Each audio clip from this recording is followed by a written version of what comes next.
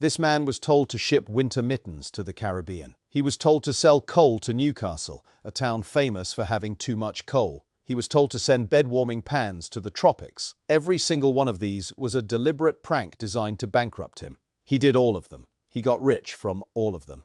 This is Timothy Dexter, the luckiest idiot in American history. He was born in Massachusetts in 1747 to a poor farming family. He left school at 8 years old and went to work in the fields. He could barely read. His spelling would later become genuinely famous. At 16, he was apprenticed to a leather dresser, treating animal hides. At 21, he had 9 pounds to his name and moved to Newburyport. And there he did the single smartest thing of his entire life. He married Elizabeth Frothingham, a wealthy widow with a house and a shop. Overnight, a penniless leather worker had money, property, and standing. What he did not have was respect. Newburyport's merchant class thought he was a joke. He was loud, uneducated, badly dressed, and would not go away. Then came the American Revolution and the money problem. The Continental Congress had printed paper money to pay for the war. It had printed far too much of it. By the end of the war, it was nearly worthless. People used it as wallpaper. There was a phrase, "not worth a continental." So the merchants of Newburyport gave Dexter some friendly advice. They told him to buy as much of the worthless currency as he possibly could.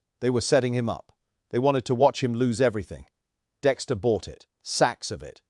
He spent almost everything he had. Then, the new federal government decided to honor the old war debts. The paper he had bought as junk turned into real, redeemable money. Timothy Dexter, the man they had set up to fail, was now extremely rich. The merchants were not delighted.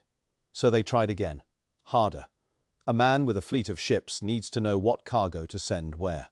Dexter did not know, so he asked the merchants, who saw their chance. Prank number 1. They told him the West Indies were desperate for bed-warming pans. A warming pan holds hot coals. You slide it between the sheets on a freezing night. The West Indies are tropical islands.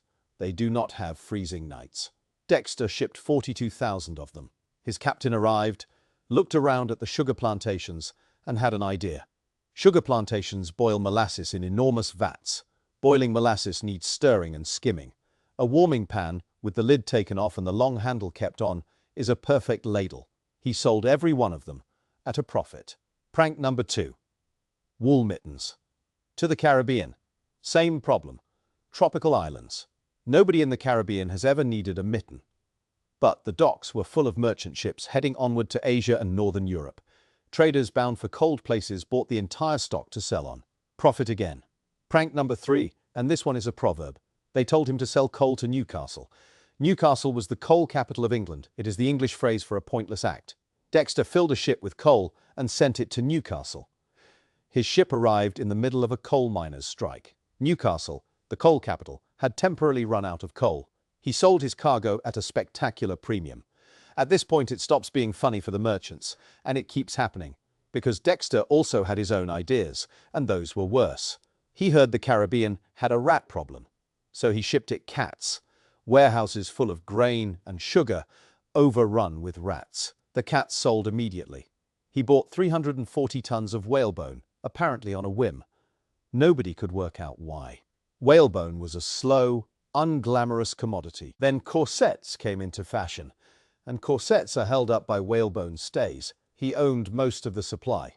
Profit. He shipped Bibles to the East Indies, reasoning that everybody needs a Bible. Missionaries there bought all of them. Every terrible decision kept turning into money. Now genuinely wealthy, Dexter decided it was time to become nobility. America had just fought a war specifically to stop having nobility. This did not slow him down. He simply started calling himself Lord Timothy Dexter. Nobody had given him the title. There was nobody who could have. He bought a mansion in Newburyport and set about improving it. He added minarets to the roof and a golden eagle on top. Then he commissioned about 40 life-sized wooden statues for the garden. Washington, Adams, Jefferson, Napoleon, Benjamin Franklin, all the great men, and, standing among them, one statue of Timothy Dexter. The inscription read, "I am the first in the East, the first in the West, and the greatest philosopher in the Western world." He wrote that about himself. He had left school at 8. He also decided a lord needs a poet laureate. So he hired one. He chose Jonathan Plummer, a local fishmonger who sold poems alongside halibut. Dexter dressed him in a flowered coat and had him write verses praising Dexter. And then Timothy Dexter had his strangest idea of all. He wanted to know what people would say about him after he died, so he faked his own death and staged a full funeral. He arranged the coffin, the service, and the mourners, then hid in the house to watch. Around 3,000 people turned up. He watched the whole thing from a window, checking who was crying. His wife, he decided, was not crying nearly hard enough, so he came out of hiding and chased her through the kitchen with his cane. At his own fake funeral, in front of 3,000 guests, in 1802, Dexter decided the world needed his wisdom in writing. He wrote a book called A Pickle for the Knowing Ones. It is roughly 8,800 words about whatever he felt like. His neighbors, politicians, his wife, and the general concept of ghosts. It contains, in the entire book, no punctuation whatsoever. Not one comma. Not one full stop. The spelling is entirely his own invention. He self-published it and handed it out free. Somehow, it became popular. Popular enough that it went to a second edition. Readers had complained about the lack of punctuation, so Dexter addressed it. He did not add punctuation to the text. He added a page of punctuation marks at the end. A full page of commas, full stops, and semicolons. In a heap. With a note telling readers they could pepper and salt it as they pleased. He outsourced the punctuation to his own readers. Honestly, it is a solution. Timothy Dexter died in 1806 at 59, still rich.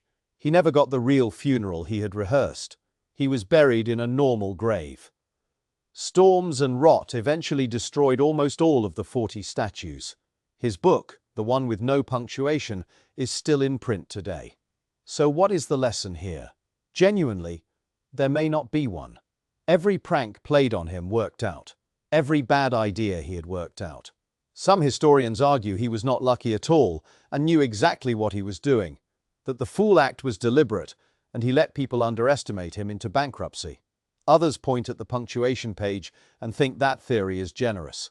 Either way, a man who left school at 8 and could barely spell died wealthy after being handed the worst business advice in American history and taking all of it. The greatest philosopher in the Western world. It says so on the statue.